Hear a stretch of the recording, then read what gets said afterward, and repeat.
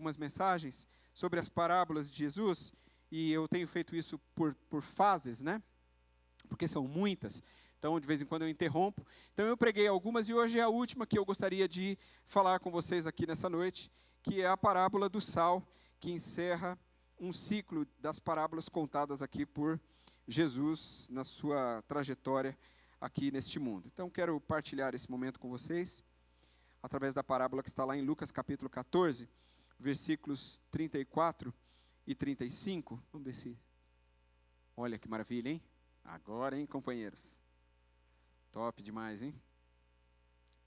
Muito bem. Não temos mais paredes, né, fazendo barreira. Muito bem, eu queria então partilhar com vocês essa parábola que está baseada em Lucas capítulo 14, versículos 34 e 35. E lá Jesus diz assim: o sal é bom, mas se ele perder o sabor, como restaurá-lo? Não serve nem para o solo e nem para adubo, é jogado fora. Aquele que tem ouvidos para ouvir, ouça. Vamos orar mais uma vez? Obrigado, Senhor, por essa noite. Obrigado pelas canções que já cantamos, pelo tempo aqui reunido.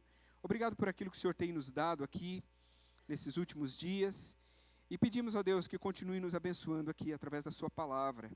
Que ela fale ao nosso coração e, mais do que isso, ela nos incomode a ponto de nos levar a um desafio de mudança e transformação das nossas vidas. Em nome de Jesus. Amém. Eu acho que não há dúvidas para nenhum de nós de que o sal é como se fosse o senhor dos temperos, não é?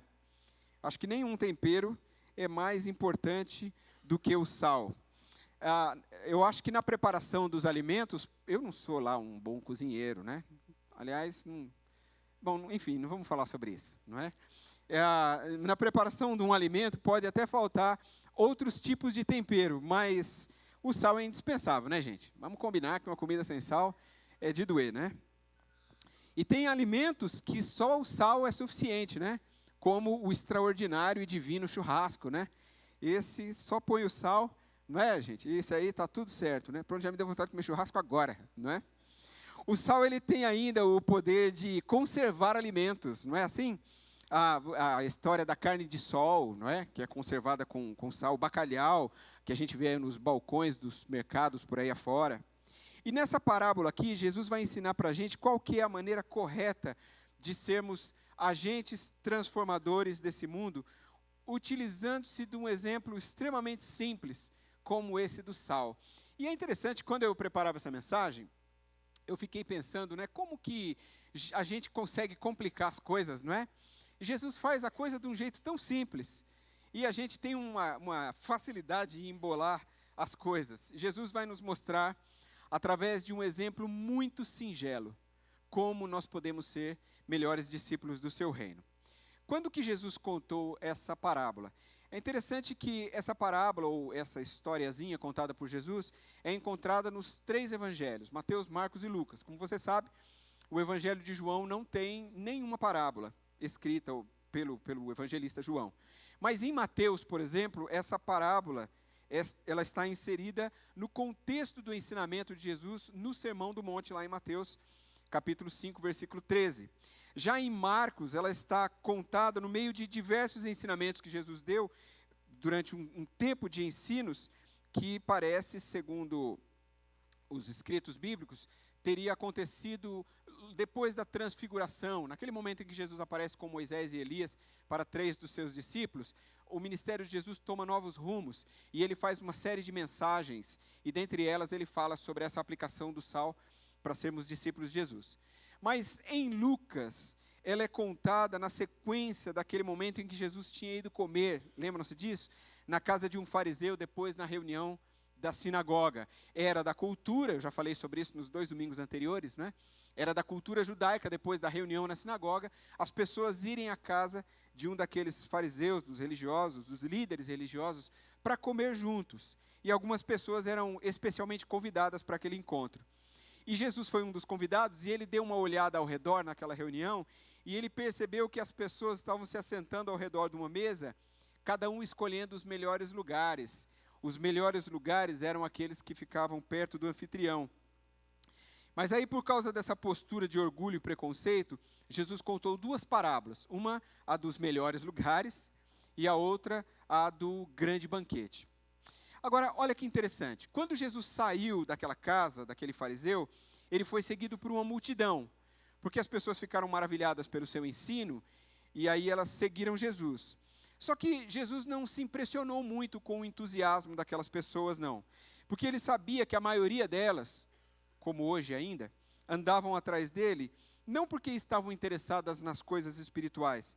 Elas andavam atrás dele porque elas queriam curas, milagres, sinais, prosperidade, como muitos têm feito hoje. Então é nesse momento que Jesus se volta para toda aquela gente que estava seguindo ele, e prega um sermão, e o objetivo de Jesus ao pregar o sermão é como que peneirar aquela multidão que o seguia. Jesus deixou sempre muito claro que quando se tratava de discipulado pessoal, ele estava muito mais interessado em qualidade do que em quantidade. Eu queria só fazer um parênteses aqui para dizer o seguinte: existem muitas pessoas que acham que porque tem uma igreja muito pequenininha, eles dizem assim, não, o que importa é a qualidade, não é a quantidade. Mas não é isso que Jesus está dizendo aqui. Jesus não se opunha à multidão. Ele nunca disse para a multidão, vocês não podem me seguir. Jesus caminhava e a multidão ia atrás dele. E quando ele se voltava para pregar, ele não pregava para um grupo seleto, ele pregava para todos. Então Jesus se importava com a multidão. Tanto é que do meio da multidão surgiam pessoas com necessidades físicas, emocionais, espirituais, e Jesus, na medida do possível, ou pelo menos de acordo com os textos apontados, atendia a todas as pessoas que ele pudesse atender. Então acreditar que a igreja, porque está pequenininha, é mais legal, e aí, porque a gente conhece todo mundo, e é melhor qualidade do que quantidade, não é o que se aplica aqui. O que se aplica aqui é o fato de que Jesus está dizendo que o discipulado é um passo a mais. E isso nós falamos na mensagem anterior. O discipulado é um passo a mais. Existe sempre uma grande multidão, e ela sempre existirá. Mas Jesus está nos desafiando a dar um passo a mais. Então, para ensinar a esse respeito, dessa vez ele contou as parábolas sobre o homem que queria construir uma torre e o rei que queria partir para uma guerra, ou pelo menos deveria partir para uma guerra, lembram-se? E aí ele orienta no sentido de se pensar bem antes de aceitar o sério compromisso de ser um discípulo de Jesus. Você pode caminhar em meio à multidão, você pode fazer parte de uma comunidade cristã, de uma igreja evangélica, mas Jesus está te chamando para ser mais do que um cristão. Ele está te chamando ou te desafiando para ser um discípulo. Porque o discípulo, esse não é o da multidão. Esse é o que caminha lado a lado com o Senhor. Então Jesus ensinou naquele dia que quando o assunto é ganhar almas perdidas, ele deseja que a sua casa fique cheia. Mas naquilo que se refere ao discipulado pessoal, ele quer apenas aqueles que estão dispostos a pagar o preço. Você entende? Essa é a proposta do Evangelho do Reino de Deus para nós. Agora, com as parábolas da construção da torre, do rei guerreiro lá, Jesus advertiu contra as decisões precipitadas. Existe muita gente que vem às igrejas e na empolgação elas dizem, eu quero isso para a minha vida, talvez porque foi um culto extraordinário, porque foi um momento em que o pastor trouxe uma mensagem que arrebentou mesmo com o coração dela, e ela, movida por aquele entusiasmo, ela se lança naquele momento, dizendo, eu estou aqui, Senhor, eu vou te servir, eu quero dedicar a minha vida e tal, não é? Mas quando os dias vão se passando, aquele sentimento vai se esfriando, a correria do dia a dia, os compromissos pessoais vão tomando a frente, vão tomando o seu lugar, e infelizmente, para muitas dessas pessoas, as coisas retornam como estavam em seu estado anterior. Agora, na parábola do sal, Jesus trata sobre a nossa posição, usando essa metáfora onde o sal, que se tornou sem gosto, é tão imprestável como um discípulo sem persistência. Então, Jesus já sinaliza aqui no seu ensinamento aquilo que nós vivemos como cristãos, que é o entusiasmo inicial que, com o passar do tempo, pela correria do dia a dia, pelos compromissos pessoais, pelas nossas prioridades, Jesus deixa de ser o mais importante e nós não somos aquele discípulo mais que andamos lado a lado com o Senhor, e não cumprimos aquilo que dissemos, talvez na empolgação: Senhor, eu vou dedicar a minha vida ao Senhor, eu vou me entregar, tudo que eu puder fazer, o Senhor vai ser o primeiro em todas as coisas. E quando nos vemos, já estamos envolvidos nas coisas desta vida. Essa parábola aponta para este problema, ou esta sequência de parábolas apontam para essa dificuldade pelo qual as pessoas passam, e é por isso que Jesus faz essa peneira para as pessoas que serão seus discípulos. Então, dessa forma, fica um pouco difícil para a gente identificar exatamente quando Jesus teria contado essa parábola, e talvez, quem sabe, aqui é uma opinião pessoal, que eu pretendo escrever no meu livro, não é? Que eu quero escrever sobre as parábolas, de que é muito provável que Jesus tenha repetido todos esses ensinamentos nas diversas ocasiões. É muito provável que Jesus tenha realmente partilhado isso, porque quando Mateus, Marcos, Lucas escrevem sobre isso e também sobre outros assuntos, o que nos parece é de que eles ouviram isso em momentos diferentes, e é muito provável então que Jesus tenha repetido seus ensinamentos, até mesmo com o sentido de que as pessoas guardassem por meio da repetição aquilo que ele estava querendo transmitir. Mas o que importa para a gente aqui é que essa parábola representa uma chamada a um compromisso com o verdadeiro discipulado. Então é assim, é tudo ou nada. É pegar ou largar. É assim que é o convite ou a chamada de Jesus para nós. Mas qual é então o conteúdo dessa parábola? Então, no decorrer de toda a história humana, o sal ele tem sido usado para preservar e para dar gosto aos alimentos, como a gente falou ao início, né? Então, não seria exagerado a gente dizer que o sal é uma das necessidades básicas da vida. Então, embora o sal ele tenha qualidades tão úteis, ele também possui propriedades destrutivas, porque ele pode, por exemplo, transformar um solo fértil em terra árida. A área existente ao redor do Mar Morto, por exemplo, é um exemplo disso, não é? É um claro exemplo do que nós estamos dizendo aqui. Nos tempos atuais, é um pouco difícil a gente compreender que o sal possa deixar de ser salgado, né? Pastor, como é que o sal deixa de ser salgado? Eu compro 1 quilo de sal lá na minha casa e dura demais, né? Dura uma mocota para acabar 1 quilo de sal, né? Então, a gente demora para aquilo ir embora, né? E aí a gente fala, mas não perde o sabor. Entretanto, no Antigo Testamento, e essa é a visão que a gente tem que ter ao interpretar esse texto, o sal era obtido pela evaporação da água lá no Mar Morto, e ele continha muitas substâncias além dele próprio, que vinham com ele, o que gerava um sal que não era tão puro assim como o que nós temos hoje, o sal refinado que nós temos hoje, que vem naquele saquinho bonitinho, né? E aí armazenar o sal naquele tempo poderia fazer com que, no passar dos dias, ele se tornasse de fato impróprio para o uso e, portanto, ele ficaria imprestável. Então a gente tem que entender isso no seu contexto. E aí, nesse contexto, perder o sabor é uma expressão que traduz um termo grego, quando o texto foi escrito, que também poderia significar apodrecido ou contaminado. Quem aqui quer comer um alimento apodrecido? Ninguém quer. Ou um alimento contaminado? Ninguém quer. O que nós fazemos quando apodrece? Ou quando sabemos que está contaminado? Nós jogamos no lixo. Então a pergunta de Jesus na parábola cabe exatamente aqui. O que se pode fazer com um sal sem sabor? Bom, aqui é um problema, não é? Porque você olha para o texto e Jesus está dizendo, não serve para nada.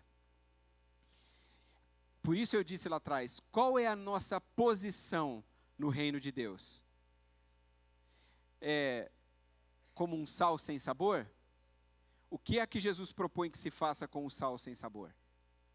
Percebe a importância, a seriedade, o comprometimento ao que o texto nos chama? Não serve para nada. É isso que Jesus está dizendo.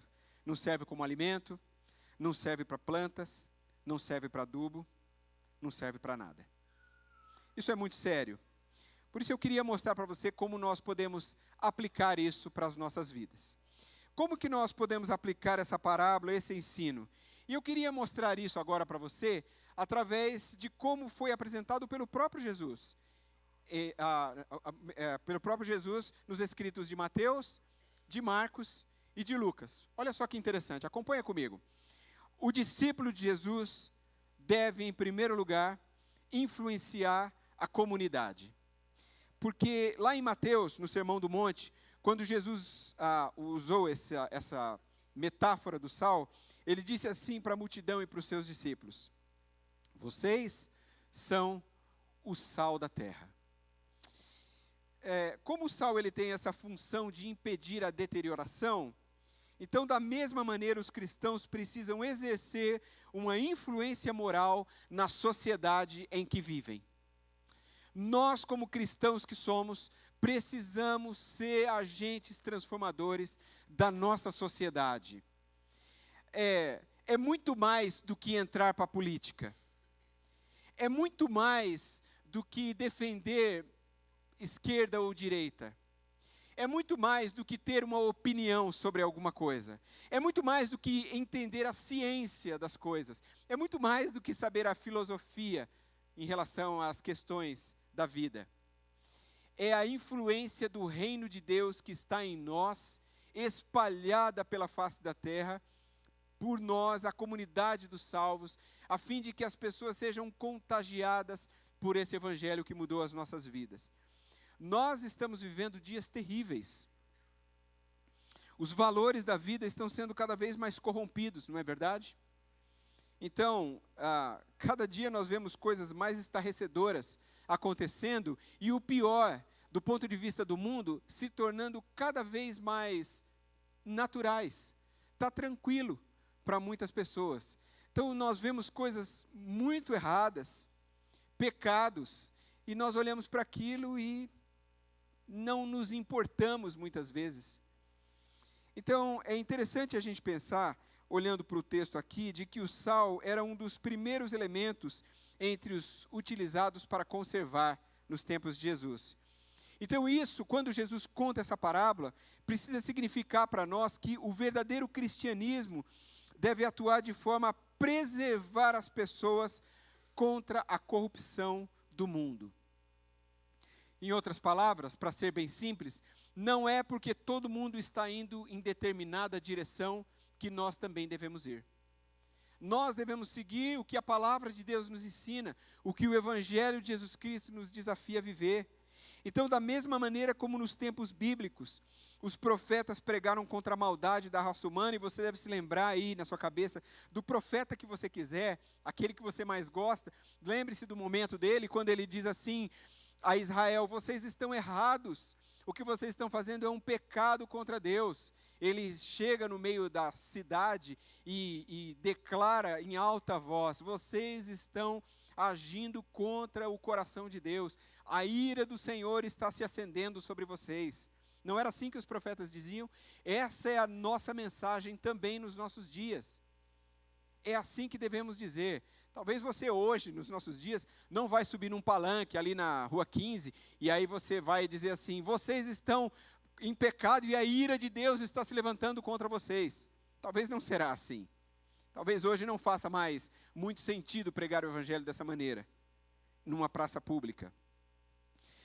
Mas talvez faça muito sentido de quando você for convidado a fazer algo que desagrada o coração de Deus, você levantar a bandeira da sua fé e dizer assim: não, eu não farei isso porque eu sigo a Jesus, o meu Senhor, e é Ele que guia a minha vida. É Ele que decide os passos para onde eu vou, aquilo que eu vou dizer. É Ele que conduz, controla os meus pensamentos, é Ele que dirige a minha vida. É por isso que eu não vou agir assim. E essa sua decisão vai influenciar positivamente as pessoas, para que elas vejam que você, de fato, é uma pessoa diferente. É necessário, portanto, que sejamos agentes transformadores dentro do contexto em que estamos inseridos. É isso que Jesus está dizendo aqui. Então, da mesma maneira que o sal faz enorme diferença no sabor dos alimentos, nós também devemos fazer diferença, ou seja, devemos ser, no meio da multidão, facilmente identificáveis. É assim que tem que ser. No meio da multidão, os verdadeiros discípulos de Jesus são perceptíveis. É assim que as pessoas precisam nos ver. Elas não devem olhar para a gente assim: aquele ali é crente. Não.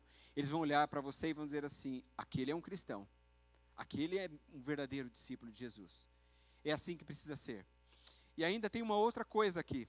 Assim como o sal é invisível no meio da massa, nós não precisamos aparecer individualmente, não é?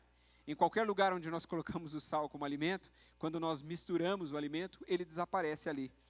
Nós não precisamos aparecer individualmente, mas juntos, através do poder de Deus, nós podemos e nós devemos transformar o mundo. Portanto, o discípulo de Jesus deve influenciar a comunidade. Amém? Amém. A segunda coisa que eu gostaria de falar para você está no Evangelho de Marcos.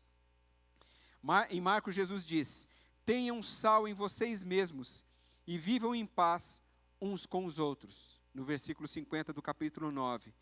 Isso significa que o discípulo de Jesus deve dar um novo sabor à vida. Isso aqui é muito interessante, porque a exortação é de que nós usemos dos dons espirituais para promover a paz entre as pessoas. O evangelho do reino de Deus é o evangelho da paz. Jesus é o príncipe da paz, lembram-se disso? É assim, nós falamos, né, esse texto na época do Natal, mas esse texto serve para o ano inteiro, né? Jesus é o príncipe da paz. Então, certamente ele diz isso, Jesus diz isso, sabendo que se não tivermos paz entre nós mesmos, o povo de Deus, dificilmente a nossa pregação vai ser eficiente no mundo. É muito importante que a igreja do Senhor Jesus Cristo seja conduzida para caminhos de paz.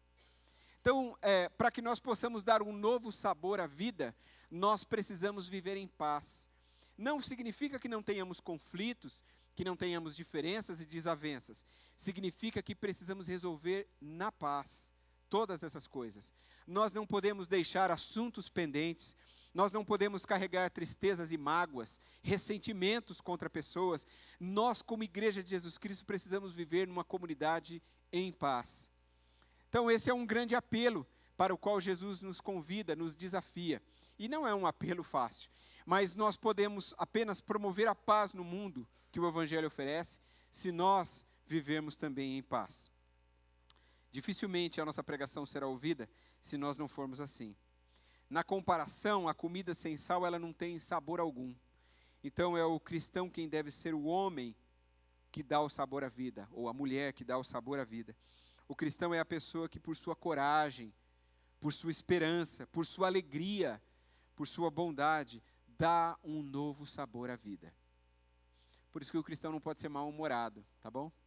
Não pode ser. A gente pode ficar mal-humorado de vez em quando, mas nós não podemos ser constantemente pessoas mal-humoradas. Eu pregava um domingo pela manhã aqui sobre o compromisso de servir, né?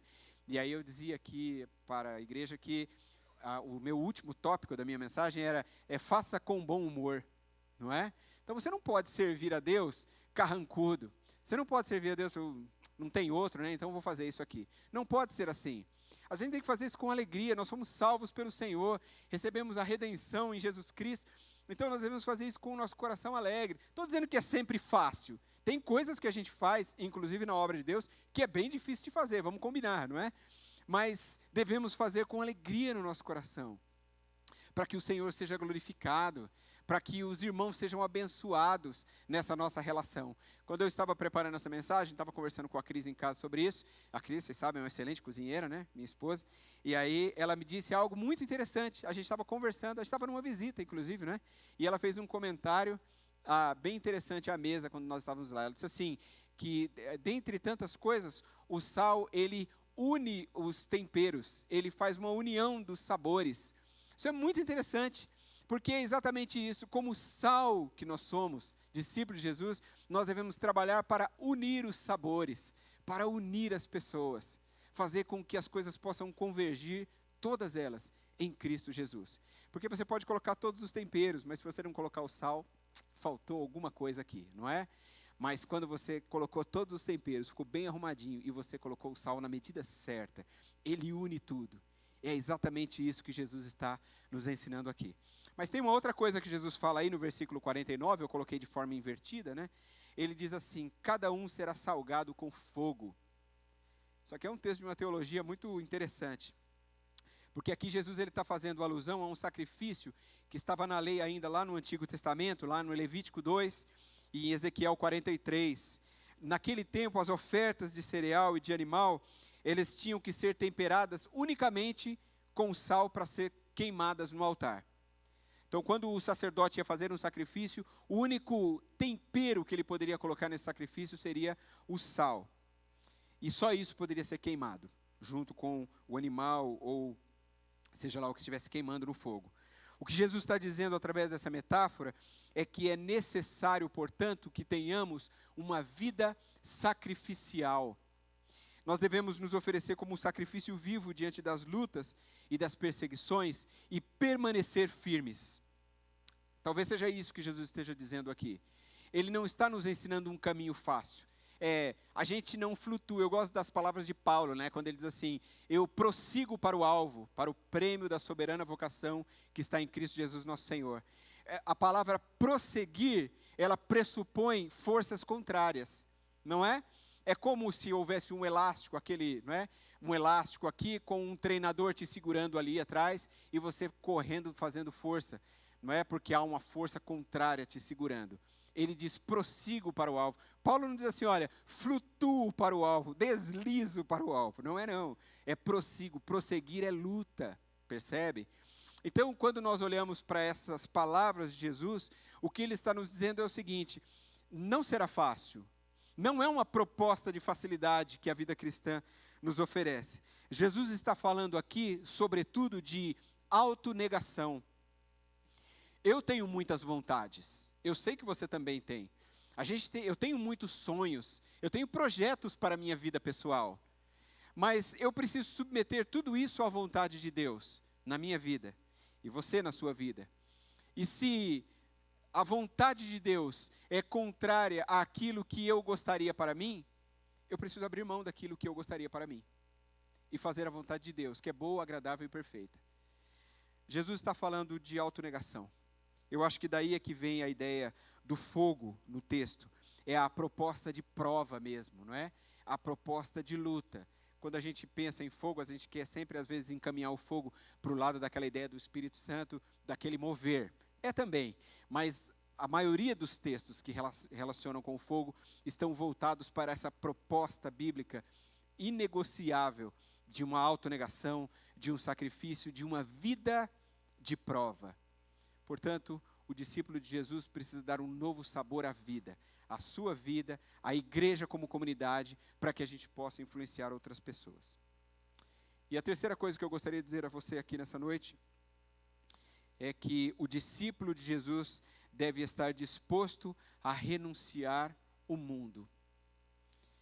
E é em Lucas, o texto que lemos, capítulo 14, 34 e 35, da parábola, que Jesus diz: o sal é bom, mas se ele perder o sabor, como restaurá-lo?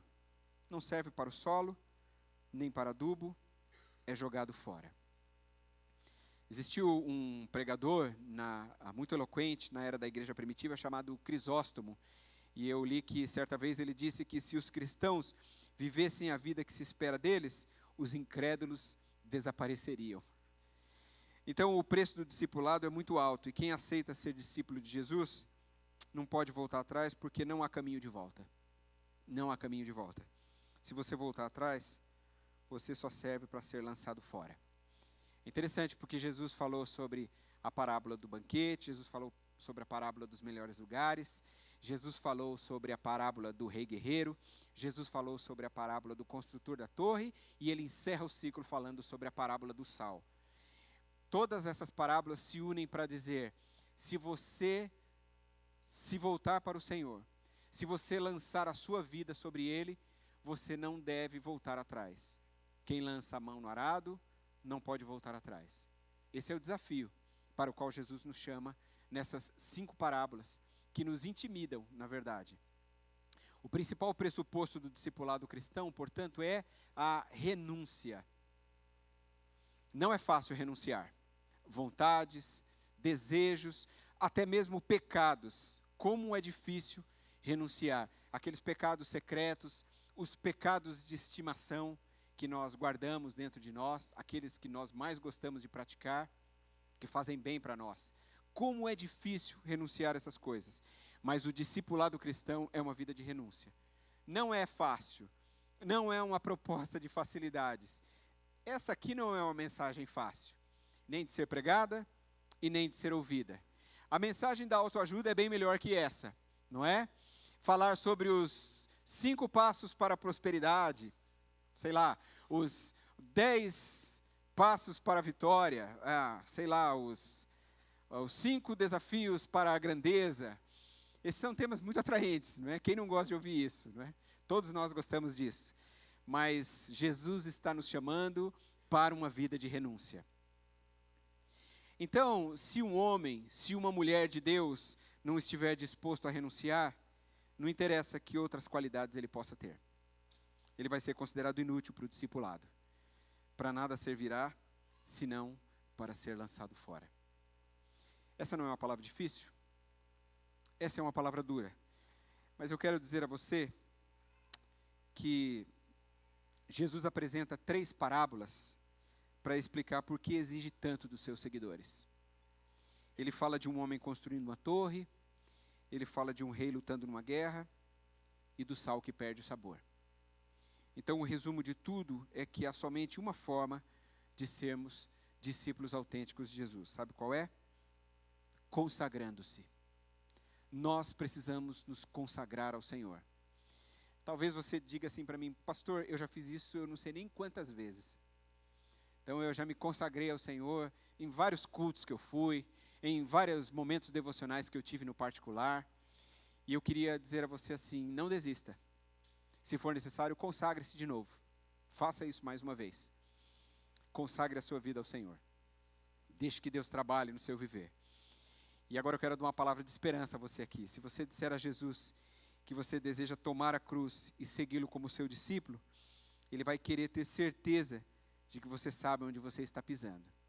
Jesus não deixa nada às escuras. Ele nos mostra claramente o seu caminho. Cristo, ele não quer falsas expectativas, ele não quer ilusões sem barganhas, nada disso. Ele deseja usar as nossas vidas como pedras para edificar a sua igreja, como construtores conscientes de uma obra, como soldados prontos para um combate contra o inimigo e como um sal de boa qualidade para melhorar o mundo. Agora eu quero dar uma palavra de esperança a você.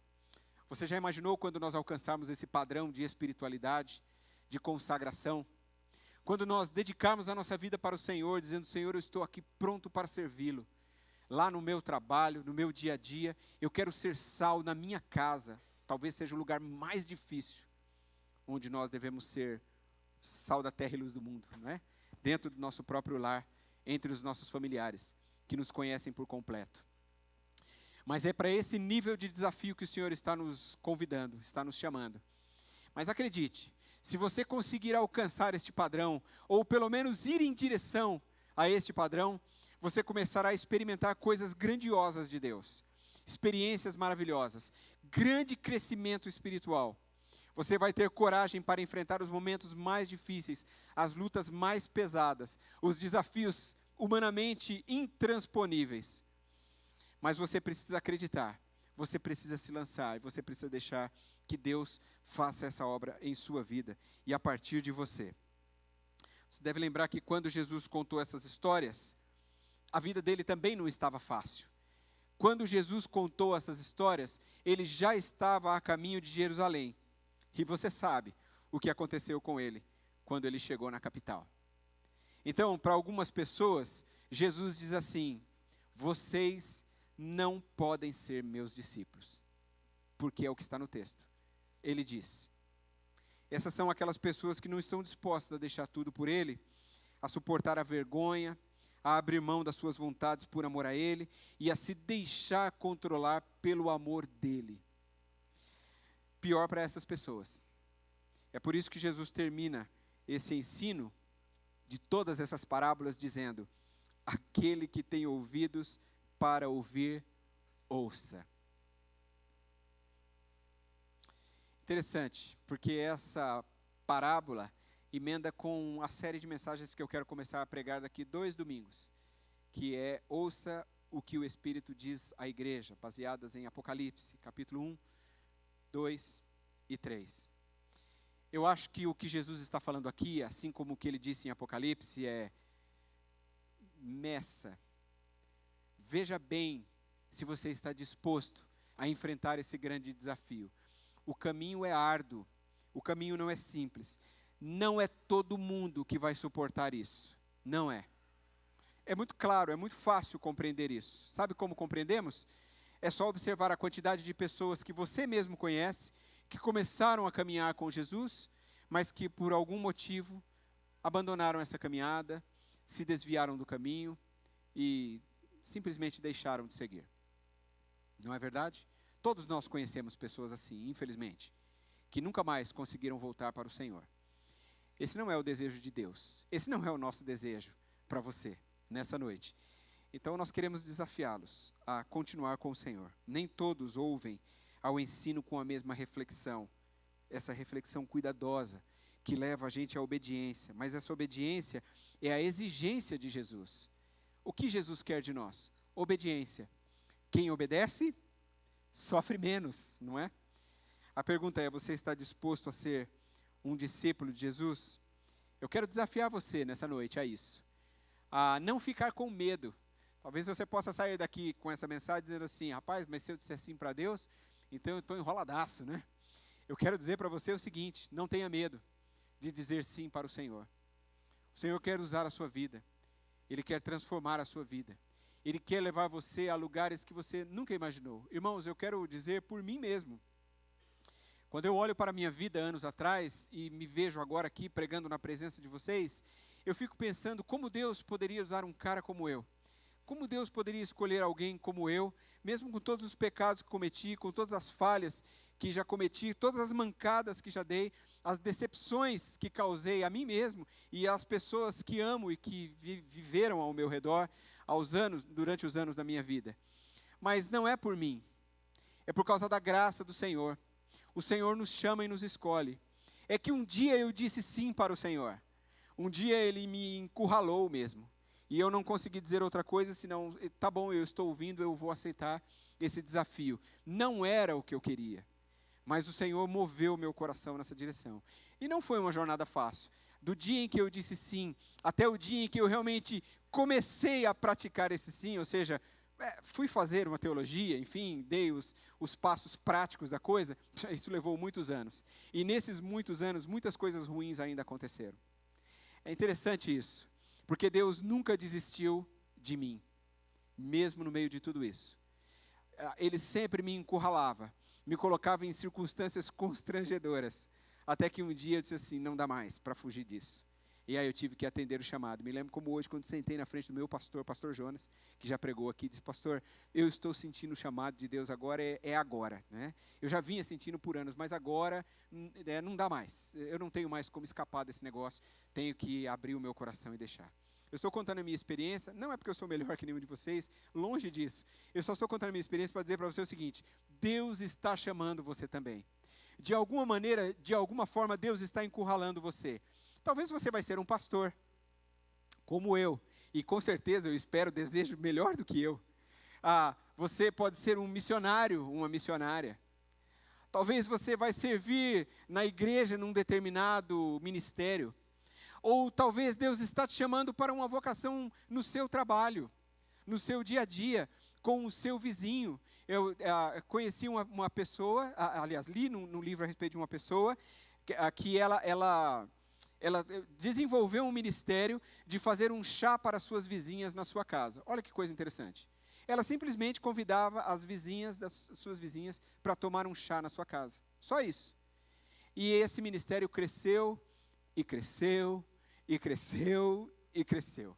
Muitas mulheres entregaram as suas vidas para Jesus apenas tomando chá na casa dessa irmã. É um ministério para o qual ela se abriu. Talvez você ache que o que você faz é muito pequeno, mas Deus usou um homem com um pedaço de pau, não é? Para libertar um povo. Foi Moisés, não é? Não é o que Deus disse para ele. O que é que você tem na sua mão aí? Uma vara, um pedaço de pau com o qual ele empurra o rebanho, não é? E aí é aquilo que Deus fala, olha, eu estou fazendo essas maravilhas através desta vara, para que você perceba que o poder não está em você, o poder está em mim.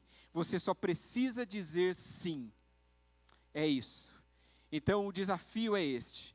você com aquilo que você é, com aquilo que você tem, Deus só quer ouvir um sim de você, para que você comece a ser usado pelo Senhor. Eu quero concluir essa meditação com um texto abaixo, onde Paulo nos mostra a nossa responsabilidade como discípulos de Cristo, no proceder, no falar, no nosso testemunho de vida pessoal. Ele diz: sejam sábios no procedimento para com os de fora. Aproveitem ao máximo todas as oportunidades. E eu quero voltar aqui no todas as oportunidades. O seu falar seja sempre agradável e temperado com sal. E eu quero voltar um pouco aqui, para que saibam como responder a cada um. Isso não é interessante? Eu quero concluir a minha mensagem dizendo algumas palavras de desafio a você. Talvez você fale para mim: tá, pastor, você disse tudo isso, disse que eu preciso dizer sim para Deus, você disse que o Senhor vai usar a minha vida a partir do dia que eu disser sim, você disse que eu posso usar os meus dons e talentos, mas como isso pode acontecer? Eu acho que Paulo nos mostra isso aqui, nesse texto, de forma extraordinária. Porque ele diz que nós devemos ser sábios no procedimento para com os de fora. Então o Paulo está nos dizendo o seguinte: use a sua cabeça, seja sensível, deixe de ser religioso demais. Cristianismo não é o lugar de regras onde pode e não pode. Isso não é cristianismo, isso é regra, isso é religiosidade. Seja amável com as pessoas. Não faça com que ela tenha raiva dos crentes, que é o que nós temos visto muito, mas que elas olhem para você e vejam uma pessoa, um ser humano comum, de autenticidade. Não seja um religioso, seja um cristão, seja um discípulo de Jesus. Aproveitem ao máximo todas as oportunidades. E aqui eu quero dizer algo extraordinário para você, é uma lição de prática. Como é aproveitar ao máximo todas as oportunidades? É exatamente o que eu acabei de dizer. Sirva ao Senhor aonde você estiver. Ali Deus vai revelar o seu dom. Ali no seu trabalho, com as pessoas que estão com você, no seu dia a dia, na sua família, nas oportunidades, quando você passar no pedágio, quando você estiver no Uber, quando você der carona para alguém, quando você estiver almoçando na frente de alguém, quando você estiver no intervalo da sua escola ou da sua faculdade, quando você estiver caminhando ao lado de alguém, quando você estiver fazendo exercício na academia, enfim, use as oportunidades para você poder compartilhar com as pessoas sobre o amor de Deus. Essa semana me aconteceu algo muito interessante, quando eu comentei com um cara que estava conversando comigo na academia, que eu era pastor. Eu disse para ele: cara, eu sou pastor de uma igreja batista. O semblante dele mudou, o rumo da nossa prosa mudou, e ele entrou por um caminho da conversa que eu nem pedi para ele entrar. Então nós conversamos algumas coisas ali, continua o mesmo papo, super amigável, uma conversa super legal, e eu tive a oportunidade de testemunhar da minha fé, sem ficar dizendo para ele assim: olha, Jesus salva, Ele quer entrar no seu coração, Ele quer mudar a sua vida. Eu espero que Deus me dê uma oportunidade para dizer isso, mas não foi preciso. A condução da nossa conversa mostrou que Jesus estava presente ali, enquanto nós batíamos um papo de boa. Então eu quero desafiar você a fazer isso, usar a sua vida onde você estiver. Aproveitem todas as oportunidades ao máximo, é o que Paulo diz. E aí ele diz: o seu falar seja sempre agradável e temperado com sal. Isso é muito precioso, ou seja, meça as suas palavras. Não seja um crente chato, não é? Saiba como conversar com as pessoas. Não obrigue as pessoas a aceitar Jesus. Este não é o nosso papel. Se você está aqui nessa noite e você ainda não entregou a sua vida a Jesus, eu quero dizer a você o seguinte: nós teríamos muita alegria em vê-lo entregando a sua vida a Jesus. Por isso nós deixamos que o Espírito Santo de Deus fale ao coração das pessoas. É Ele que convence todas as pessoas, assim como convenceu a mim e a tantos que aqui estão, do pecado, da justiça e do juízo. Foi Ele que fez isso. Ele que mostrou o estado em que eu estava e a perdição para onde eu estava caminhando. E foi Ele que me mostrou que se eu não entregasse a minha vida para Jesus, eu estaria perdido. Então, o que o pastor fez naquele dia em que eu aceitei a Jesus, ainda muito pequeno, aos 8 anos de idade, foi apenas pregar a mensagem, mas foi Deus que falou ao meu coração e que me impulsionou a levantar a minha mão e ir à frente. Percebe? E foi o que aconteceu na vida de tantos que aqui estão, graças ao Senhor, para que saibam como responder a cada um. Deus vai dar a palavra certa, no momento certo, a sabedoria que vem do Senhor. eu gostaria de convidar a equipe de louvor à frente. Eu gostaria de orar com você nessa